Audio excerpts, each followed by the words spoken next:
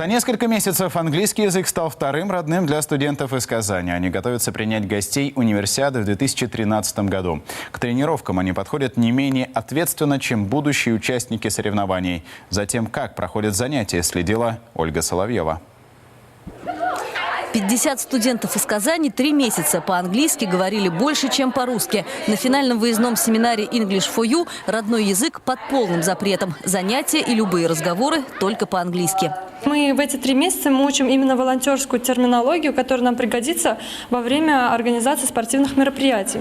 Так казанские волонтеры готовятся к встрече многочисленных иностранных гостей, которые через 1,5 года приедут в столицу Татарстана на универсиаду 2013. Никаких скучных лекций в студенческом лагере нет. Занятия проходят в игровой форме. Сегодня вариация на тему повести Роальда Даля «Чарли и шоколадная фабрика». Волонтерам нужно найти утерянный рецепт шоколада. Для того, чтобы его найти, нужно пройти все станции. Их у нас было сегодня 4. Одна из станций была мы доказывали сами себе, что можно сделать невозможное, можно поднять человека с помощью одного только вот этого пальчика. 1, 2, 3, go! Для казанской молодежи универсиада не просто причастность к международному студенческому празднику, но и хорошая возможность для собственного развития. Практиковать свой язык можно, естественно. Вот так как практики не так много, а тут приезжают иностранцы, ты можешь на них работать, атташе, различными в аккредитационных центрах.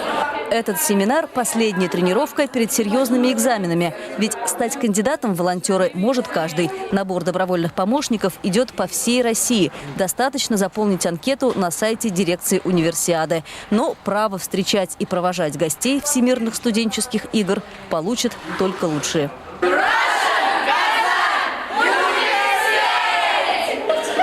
Ольга Соловьева, РЕН-ТВ.